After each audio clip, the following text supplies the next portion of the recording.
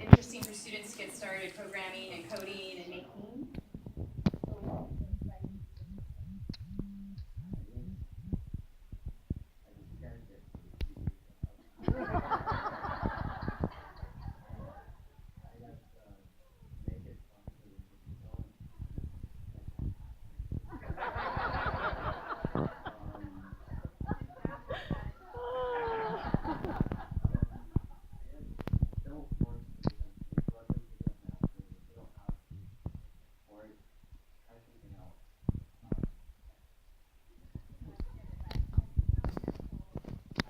Do your friends, are they makers? Are they friends you hang out with at school, or?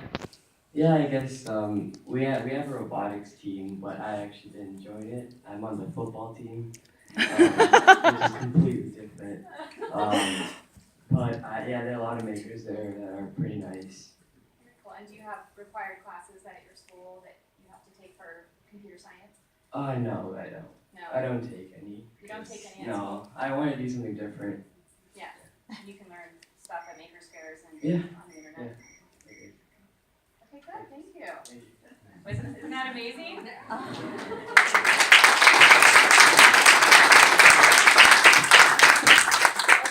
so we have lots of time for questions. If you would like to ask the students questions, so I'll give you a sec to think about what you might want to ask them. Paige? So I want to know if any of you monetize the products that you created. Have you sold it? Any of your apps? If not, we need to plug you into our innovators program so we can teach you how to do that. So, I'll go first. My second version, yeah, we are gonna sell it, but we're looking for the design right now. We have the prototype, but not the finished design. But once we do have the design, we'll sell it.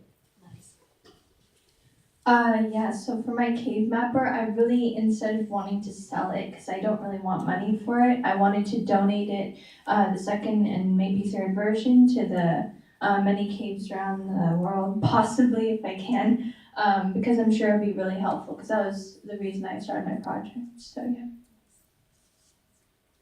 For my website, we're still kind of in the prototyping phase of creating it, so.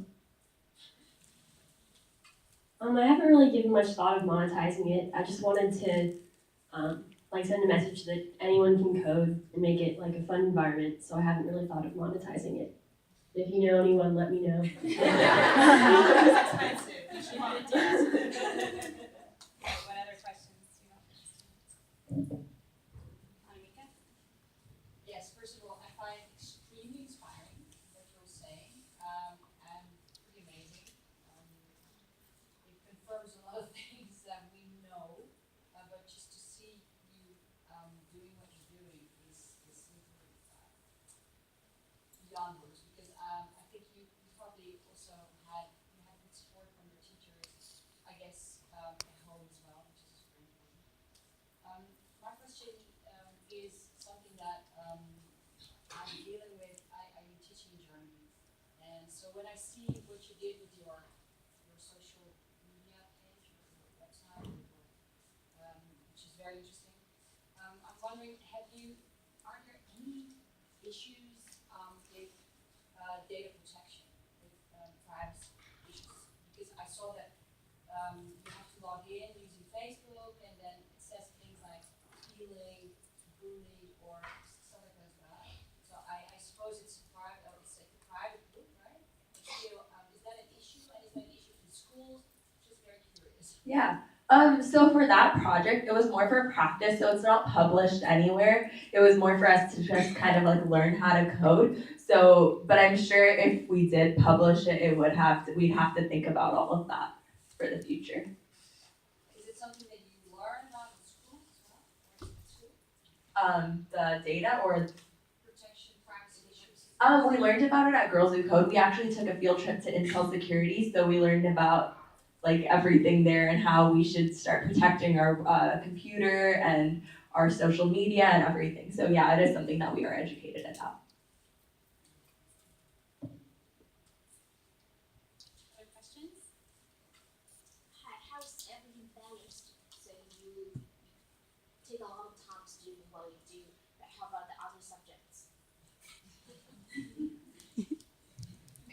So a lot of my teachers sometimes, like, if I talk to them and stuff, because like a lot of teachers sometimes I know a teacher who did an experiment. I went to a talk at Stanford called Challenge Success, and there was a teacher there who did an experiment. She basically lessened the amount of homework for the weekend to like 0, so she didn't give any homework for like the next 5 weekends. And then she asked the kids instead to write about what they were doing on the weekends, like at the end, or just tell the ideas on what they did in class over the weekend. And almost like 90% of the kids were doing something very creative, out of the box, like using their time on something awesome. So how to balance it, it was like, basically the teachers can help the kids balance, because right now we're like spending like as much time as we can on this, but school is very stressful, and especially in high school we don't have time to do this. Like, we have to spend our summer vacations, winter breaks where we're supposed to be relaxing. Instead we have to like catch up because we're like, oh my gosh, I really want to work on my projects, but I don't have any time since school is just taking up most of my time. And so I think, like, since you guys are all teachers, you might be able to help out with that. But yeah.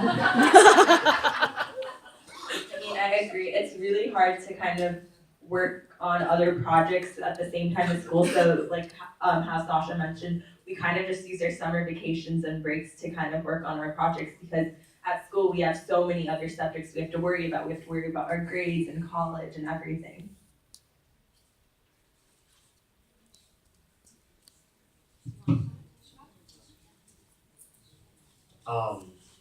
In my school, they know about me, I guess, and they know what I do.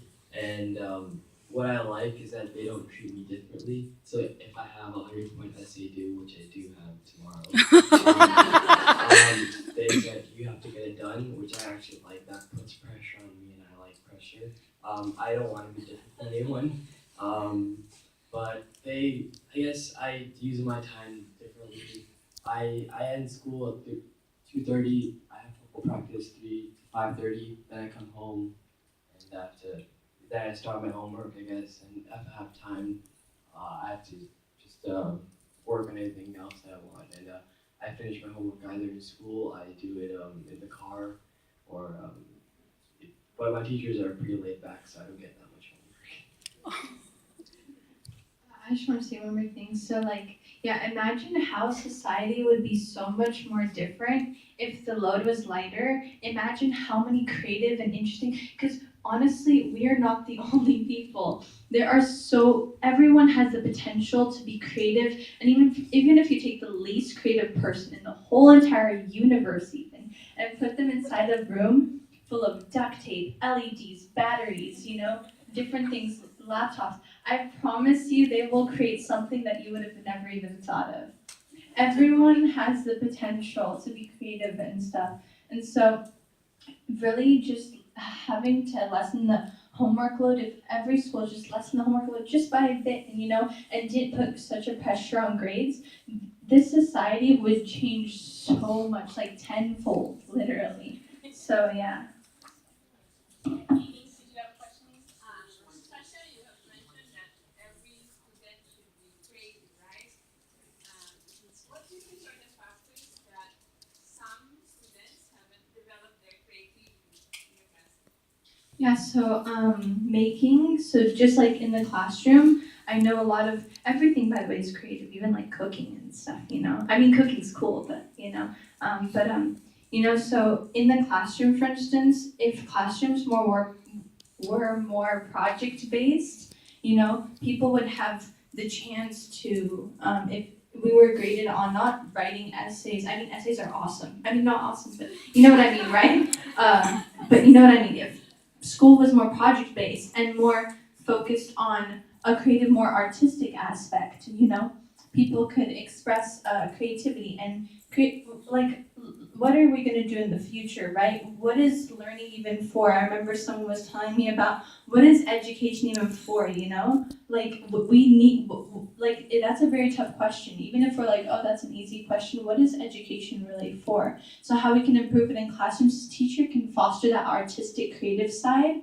They can make group work instead of just individual work. They can make people work in groups, collaborate, do projects. So there's many high schools out there that are actually very project based. So yeah, just foster that, and nurture that creativity.